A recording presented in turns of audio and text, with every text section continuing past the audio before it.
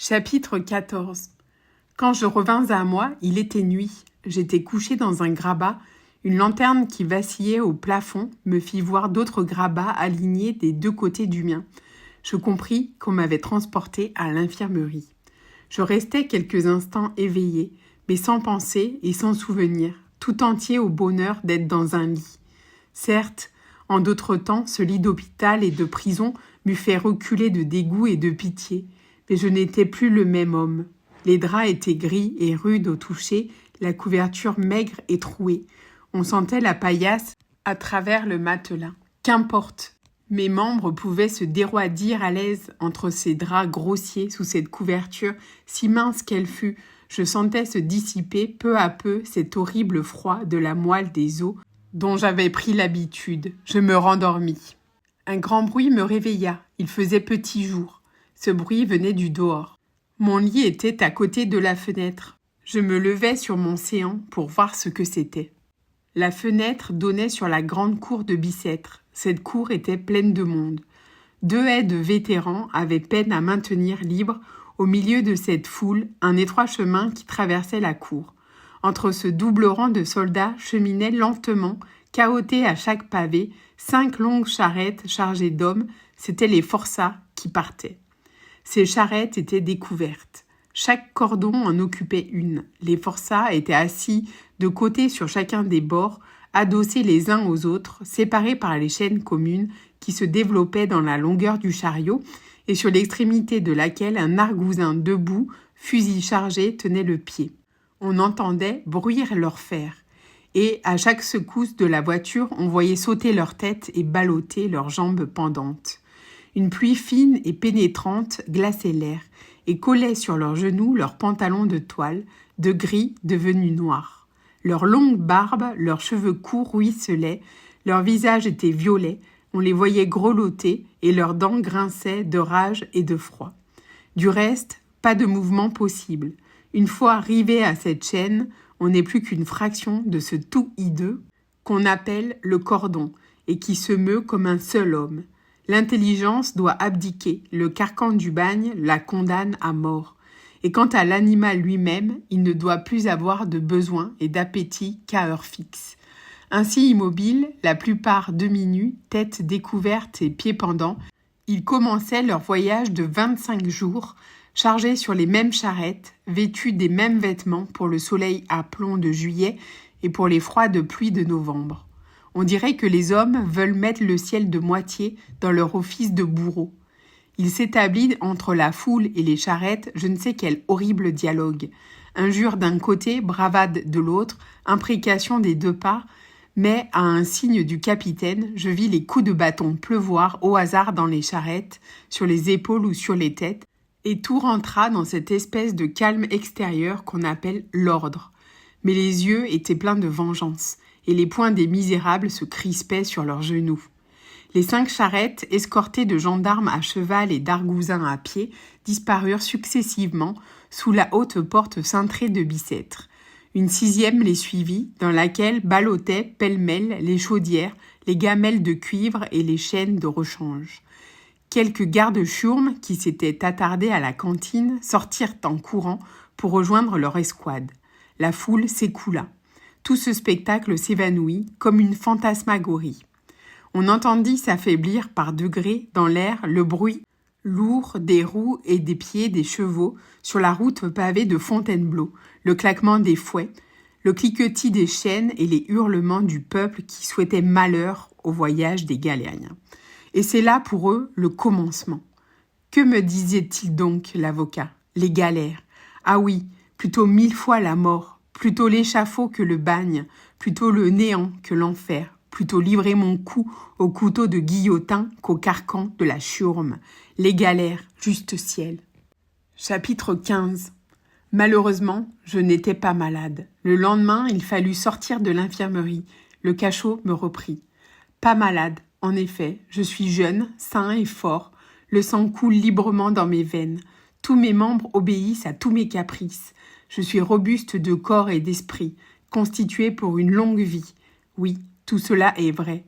Et cependant, j'ai une maladie mortelle, une maladie faite de la main des hommes. Depuis que je suis sortie de l'infirmerie, il m'est venu une idée poignante, une idée à me rendre fou. C'est que j'aurais peut-être pu m'évader si l'on m'y avait laissé. Ces médecins, ces sœurs de charité semblaient prendre intérêt à moi.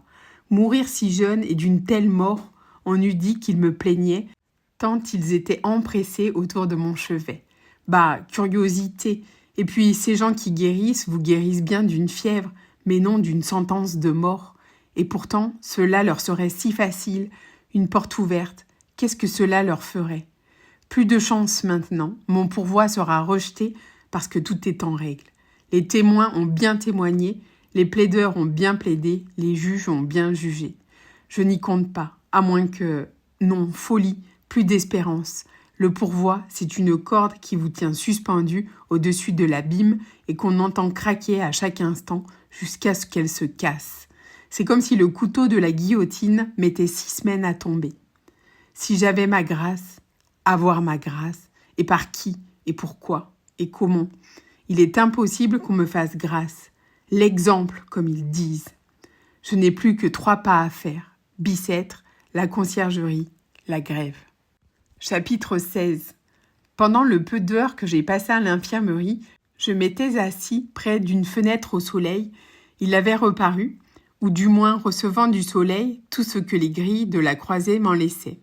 J'étais là, ma tête pesante et embrassée dans mes 2 mains, qui en avaient plus qu'elles n'en pouvaient porter, mes coudes sur mes genoux, les pieds sur les barreaux de ma chaise, car l'abattement fait que je me courbe et me replie sur moi-même, comme si je n'avais plus ni os dans les membres, ni muscles dans la chair. L'odeur étouffée de la prison me suffoquait plus que jamais.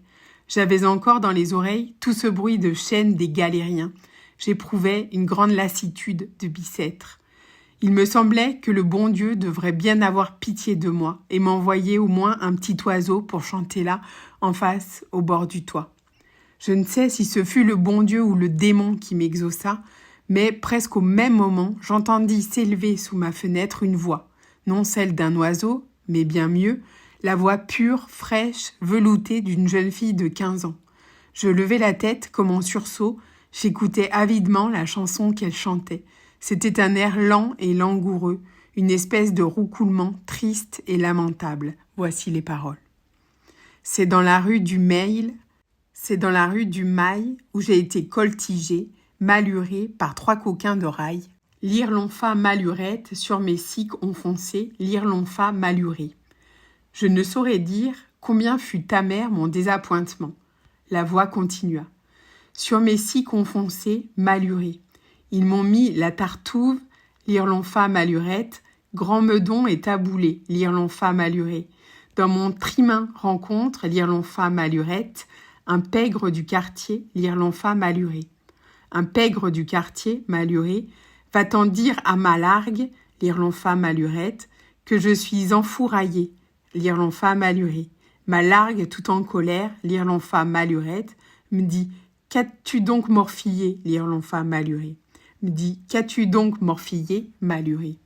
J'ai fait suer un chêne, lire l'onfa malurette, son auberge j'ai enganté, lire l'onfa malurée, son auberge et sa toquante, lire l'onfa malurette, et ses attaches de C, lire l'onfa malurée.